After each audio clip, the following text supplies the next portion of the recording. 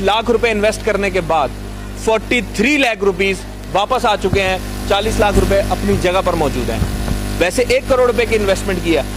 कहानी कुछ मेरी इस तरीके से है, मैंने आपको पिछली वीडियो में भी बताई थी कि मेरी अपनी कहानी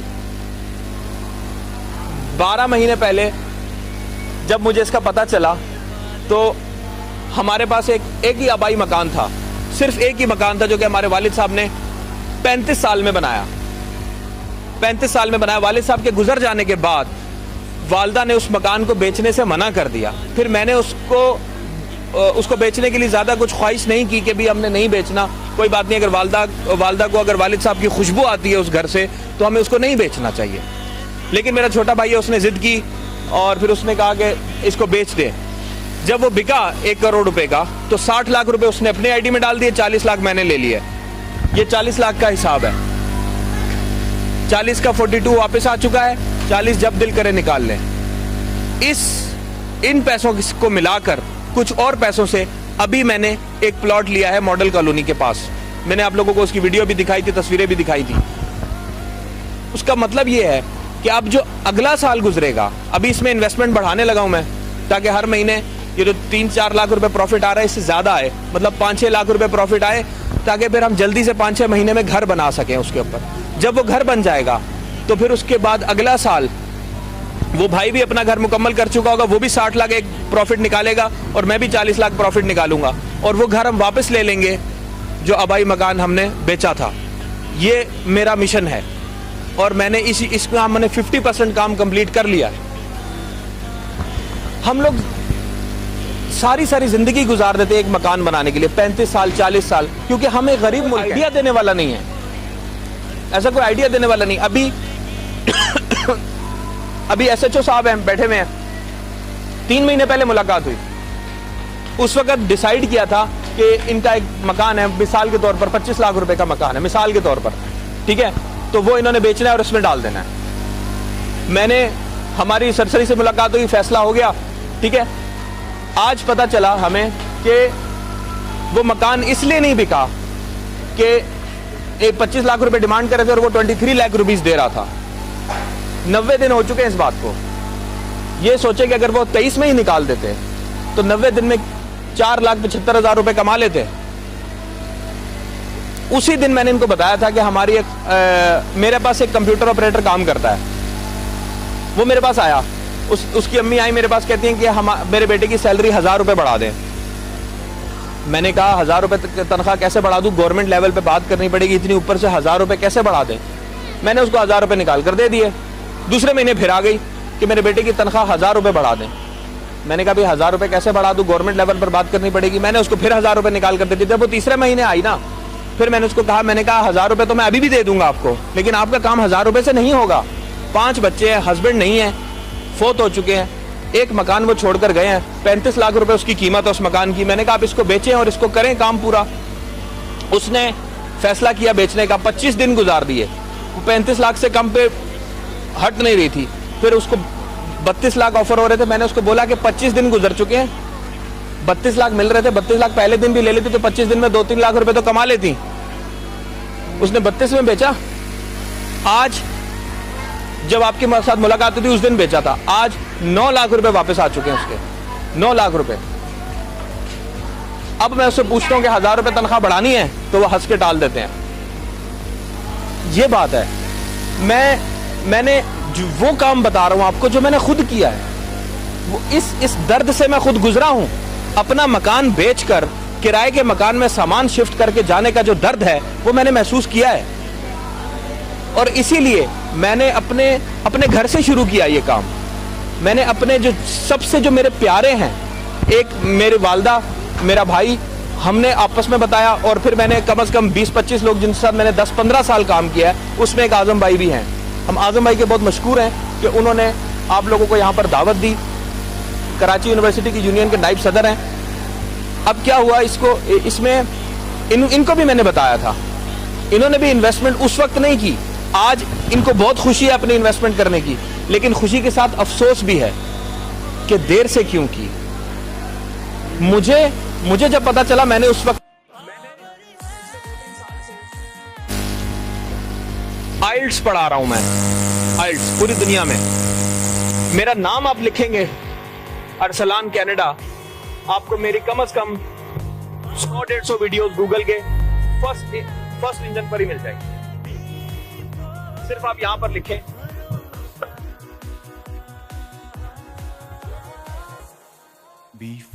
अरसलान कनाडा, लिखें, ये सारी वीडियोस मेरी हैं। इसमें B4U की बात नहीं कर रहा मैं वैसे अपने बारे में बता रहा हूं कि मैं जब लेक्चर देता हूं आइल्ट्स का, तो कम से कम 25 to 27, 28 कंट्रीज में मेरा लेक्चर सुना जाता है। उसके बाद फिर मैं जो लोग आइल्ट्स का एग्जाम पास करते हैं उनको फिर मैं कनाडा, ऑस्ट्रेलिया और न्यूजीलैंड भेजता हूं। इस तरीके से मेरा नेटवर्क पूरी दुनिया में फैला हुआ है। जाती तौर पर जो मेरा नेटवर्क, मेरे जो स्टूडेंट्स हैं वो मेरी इतनी रिस्पेक्ट करते हैं। यहां से जब मुझे B4U का पता चला तो सबसे पहले मैंने अपने सारे नेटवर्क को बोला, मैंने कहा जो जिस कंट्री में है वहां B4U की इन्वेस्टिगेशन करे। और वहां से उन सब ने बताया कि ये कंपनी यहाँ पर रजिस्टर्ड भी है, लीगल भी है और लोग यहाँ पर प्रॉफिट कमा भी रहे हैं। कनाडा जिन में जो मेरे क्लाइंट्स कनाडा गए, कनाडा में भी रजिस्ट्रेशन है, न्यूजीलैंड में भी रजिस्ट्रेशन है, यूके में भी रजिस्ट्रेशन है, ऑस्ट्रेलिया में भी रजिस्ट्रेशन है।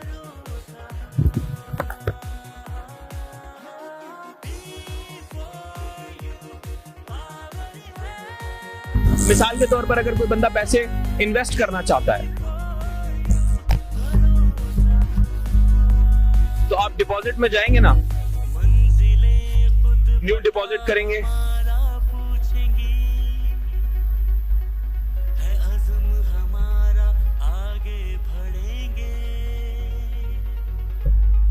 यूरोप है, अगर आप यूरोप में बैठे हैं तो ये यूरोप का बैंक अकाउंट है।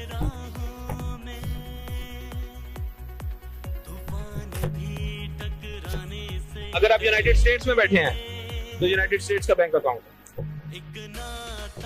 Philippine, Pakistan, Malaysia, Canada, Cambodia, Azerbaijan, Australia, कहीं पर भी बैठे हुए हैं आप वहां से इन्वेस्ट कर सकते हैं। वहां पर लीगल बिजनेस है। इसके अलावा अच्छा, फिर किसी ने क्रिप्टो करेंसी का सवाल किया। यहां पर क्रिप्टो करेंसी B4U का एक छोटा सा बिजनेस है। B4U का एक छोटा सा बिजनेस है, लेकिन वो सब कुछ B4U नहीं है। एक मिसाल के तौर पर 2008 में क्रिप्टो करेंसी का एक कॉइन आया था, सबसे पहला 8 रुपए का वो कॉइन था। यूं समझे कि ये एक कॉइन आ गया, बिटकॉइन, 8 रुपए का वो कॉइन था। उसी वक्त 2008 में बहुत सारे लोगों ने कुछ सोना खरीदकर अपने पास रख लिया होगा, आज उसकी कीमत डबल हो चुकी है। 2008 में कुछ लोगों ने डॉलर खरीद लिए होंगे, आज वो डॉलर डबल हो चुके हैं। 2008 में कुछ लोगों ने प्लॉट ले लिया होगा, आज वो प्लॉट ट्रिपल हो चुका है। 2008 में किसी ने चांदी खरीद लिया होगा, आज वो चांदी ट्रिपल हो चुका है। 2008 में किसी ने पेट्रोल खरीद लिया होगा, रो स्टोर कर लिया होगा, आज वो पेट्रोल 2 गुना हो चुका है, क्योंकि 2008 में पेट्रोल की कीमत जो थी वो थी 50 रुपए, आज 100 रुपए हो गई होगी। 2008 में सोना था 40,000 का, आज 80-90 हजार रुपया हो गया होगा। 2008 में जो भी उसका रेट था प्लॉट का, अगर 1 करोड़ रुपए का था तो आज वो 2-3 करोड़ रुपए का हो गया होगा। उस वक्त डॉलर 75 रुपए का था, 75 रुपए का डॉलर था और आज 150 रुपए का डॉलर है तकरीबन, यानी कि ऑलमोस्ट डबल। अब यहां पर समझने की बात है कि अगर किसी ने 1 करोड़ रुपए का प्लॉट लिया तो वो 2-3 करोड़ का हो गया, किसी ने 1 करोड़ रुपए का सोना लिया तो वो 2-3 करोड़ का हो गया, किसी ने 1 करोड़ रुपए का अगर गोल्ड लिया या सिल्वर लिया या डॉलर लिए तो वो 2-3 करोड़ रुपए के हो गए। अगर किसी ने 1 करोड़ रुपए का बिटकॉइन खरीदा था, वो आज कितने का हो गया? 8 रुपए का एक कॉइन था, 8 रुपए का, आज 15 लाख 20 लाख रुपए का है वो कॉइन। अब बताएं वो कितने का हुआ होगा? 1 करोड़ का 2 करोड़ हुआ होगा? 2000 अरब, 2000 अरब। बाकी चीजें 1 करोड़ की 2 करोड़ हो गई 12 साल में, ये 2000 अरब रुपए। ये वो चीज है जो कि B4U का सिर्फ एक हिस्सा है, सिर्फ एक हिस्सा। इसको समझने की जरूरत है कि ये पैसा इतना आता कहां से है। हमें तो 7% मिलता है, वो उससे ज्यादा कमा सकते हैं और उनको हमें 7% देने में कोई प्रॉब्लम नहीं है सारी जिंदगी। ये आज सिर्फ 20 लाख का हुआ है, 15 लाख का बिटकॉइन हुआ है, ये 1 करोड़ तक जाएगा। इसके अलावा B4U ने अपना कॉइन लॉन्च कर दिया SR कॉइन के नाम से, ये बहुत आगे जाएगा। जो अपना कॉइन लॉन्च कर दे कंपनी, वो उसको अपनी साख बचाने के लिए पूरी दुनिया के हर मुल्क में अपना लोहा मनवाना पड़ेगा। इसीलिए मैं कह रहा हूं कि ये B4U की सिर्फ उड़ान का टाइम है, सबसे जबरदस्त टाइम है। हर बंदा अपनी अपनी सोच के लिहाज से इसकी इन्वेस्टमेंट को समझे। अगर एक बंदर है, बंदर के सामने हम 10 लाख रुपए रख दें और 2 दर्जन केले रख दें तो वो केले उठाएगा। अक्लमंद होता तो 10 लाख रुपए उठा लेता। इसी तरह हमारे जैसे लोगों के सामने अगर हम बिजनेस रखें और नौकरी रखें तो हम पहले नौकरी उठाएंगे। मैं जब नेवी में एक मिशन पे गया, 7-8 साल पहले सैलाब आया था सिंध में, तो सिंध में वहां पर एक सैलाब में एक फैमिली बैठी हुई थी। वो गुलाम थे, किसी वडेरे के गुलाम थे। वो खाना नहीं खा रहे थे। हम उनको कह रहे थे कि आप खाना खाएं, वो खाना नहीं खा रहे थे। हमने कहा प्लीज आप खाएं, उन्होंने कहा नहीं हम नहीं खाएंगे, हमें पनिशमेंट मिली हुई, हमारे वडेरे ने कहा है कि खाना नहीं खाना। मैंने कहा भाई कौन है वडेरा आपका? वो कहते हैं वो है। तो मैंने कहा कि भाई आप क्यों गुलाम हो उसको? कहते हैं हमारे जद्दी पुश्ती जो हमारे आबाओ अजदाद थे उन्होंने वडेरे से कर्जा लिया था, तो हम उस वजह से इसके गुलाम हैं। तो मैंने कहा कितना कर्जा है? बोले 250 रुपए। तो मैंने कहा ये लो 250 रुपए और जाओ आजाद हो जाओ। तो उस वक्त उसने मुझे कहा कि ना सही ना, हमें आजाद नहीं होना। अगर हम आजाद हुए तो हम कहां जाएंगे? हम सब की मिसाल उस गुलाम की सी है कि अगर कोई रोशनी दिखाए भी ना तो ना सही ना, हमें इतने बड़े ख्वाब मत दिखाओ, हम इसी चक्की में पीसे रहना चाहते हैं।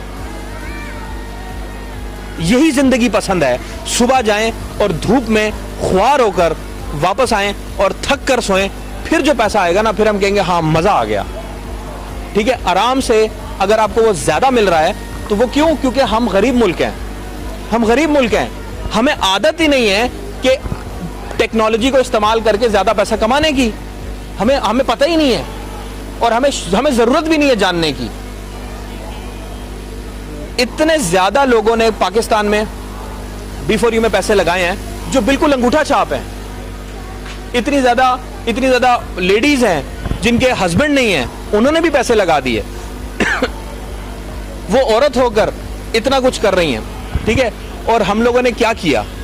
कुछ भी नहीं। हमने, आप लोगों में से बहुत सारे लोग मेरे साथ बहुत अरसे से राब्ते में हैं, लेकिन जो पहला कदम होता है ना उसको उठाने के लिए हिम्मत चाहिए। मुझसे किसी ने कहा, मुझसे एक दफा आजम भाई ने कहा कि अरसलान भाई आपके पास पैसे थे तो आपने लगा दिए ना। उस वक्त मैंने जवाब दिया, मैंने कहा ये बात नहीं करना, मेरे पास पैसे नहीं थे, मेरे पास भी वही मकान था जो आपके पास था, बराबर है हम दोनों। मेरे पास सिर्फ हिम्मत थी बस, और आंखों में ख्वाब थे। उन ख्वाबों को पूरा करने के लिए मैंने ये काम किया। मैंने 1000 साल की जिंदगी का नहीं सोचा कि मैं अभी पहले किराए पे चढ़ाऊं मकान को और फिर उसके बाद 15 साल तक किराया लूं और फिर किराएदारों के भी झंझट देखूं, ये भी करूं वो भी करूं। ऐसा नहीं सोचा मैंने। वो आंखों में ख्वाब। अब देखें, ख्वाब की बात करते हैं, 2 तरह के लोग होते हैं। एक होते हैं जो ड्रीमर्स होते हैं, दूसरे स्लीपर्स होते हैं। जो ख्वाब देखने वाले हैं ना, वो अपने मनपसंद लोगों के साथ ही बैठते हैं। शादी में बैठे हुए हैं तो अलग अलग टेबल पकड़ के बैठ जाते हैं। ख्वाब देखने वाले ख्वाब देखने वालों के साथ बैठ जाते हैं, और जो सोने वाले हैं, जो सारा दिन थक कर सोते हैं, वो अलग बैठ जाते हैं। ठीक है, और जो नमाजी हैं वो नमाजियों के साथ बैठ जाते हैं, जो शराबी हैं वो शराबियों के साथ बैठ जाते हैं। इस तरह होता है, हर जगह ऐसी गैदरिंग होती है। ये ख्वाब देखने वाले अगर दूसरे थक कर सोने वालों के साथ अगर मशवरा भी कर लेंगे ना तो वो इनका मजाक उड़ाएंगे। और ये थक कर सोने वाले अगर ख्वाब देखने वालों के पास आएंगे, कोई मशवरा करेंगे तो ये उनका मजाक उड़ाएंगे। आपने देखना है कि आप किससे मशवरा कर रहे हैं। अपने भाई से मशवरा कर रहे हैं, बेशक अपने भाई से मशवरा कर रहे हैं, लेकिन क्या वो आपकी तरह ख्वाब देखने वाला है? ये बात समझने की जरूरत है। जनरेट कर सकते हैं। तो जितने भी लोग मुझे सुन रहे हैं, उनके अपने अपने फ्लैट्स की यूनियन है, ज्यादातर कराची में, उनके मेंटेनेंस के पैसे हैं। आप लोग आधे पैसे एक B4U पे उस फ्लैट के नाम से अकाउंट में बनाएं और फिर आप देखें आपको कितना फायदा होगा। वो पूरा फ्लैट एक बेहतरीन मतलब लुक देगा। दूसरों का सोचें। इसके अलावा जैसे कि फॉर एग्जांपल अगर आप कोई चैरिटी की ऑर्गेनाइजेशन चला रहे हैं, कोई एनजीओ चला रहे हैं, एनजीओ चला रहे हैं, तो हर महीने भीख मांगनी पड़ती है, हर महीने भीख मांगनी पड़ती है। मैं उनको ये मशवरा देकर रहा हूँ, मैंने कम से कम 4-5 एनजीओ को ये मशवरा दिया और उन्होंने बहुत अच्छा काम किया। उन्होंने एक B4U में अकाउंट खोल लिया, जो पैसे आ रहे हैं उनको मुसलमान करने के लिए पहले B4U में डाल दो, सारे पैसे मुसलमान होकर वापस आएंगे, जब जो प्रॉफिट आ रहा होगा उससे काम करें, ताकि एक ही दफा जो है ना लोगों से चंदा मांगना पड़े, एक ही दफा चंदा मांगना पड़े। एक दफा मांग लिया चंदा बस, फिर उसके बाद वो देते हैं या नहीं देते। अब लोगों के मंथली फिक्स हुए हुए, मस्जिद है ठीक है, उसके मंथली फिक्स हुए हैं, अगर इमाम साहब को चाहिए पैसे तो हर महीने जाकर जिस घर से 500-500 रुपए लेने हैं वो लेने हैं। वो एक दफा अगर ये कोशिश कर लें, एक दफा वो डाल लें, तो उनका भी मंथली फिक्स हो जाएगा। हमने यहाँ पर बहुत सारे लोगों की हेल्प की है और उनको यही मशवरे दिए और वो चल रही हैं चीजें। पैसा आपके बैंक अकाउंट में आना है, डॉलर्स में ये खुद ब खुद कन्वर्ट हो जाता है, आपको कुछ भी करने की जरूरत नहीं है। आपने पैसा पाकिस्तानी रुपीस में बैंक में डाला, वो उसमें डॉलर्स में कन्वर्ट हो गया, वहां से प्रॉफिट डॉलर में लगा, वहां से जब आपने बटन दबाया तो आपके पाकिस्तानी बैंक अकाउंट में जब पैसा आएगा PKR में आएगा। दैट्स इट, सारी ट्रांजैक्शन लीगल है। B4U, a name of trust.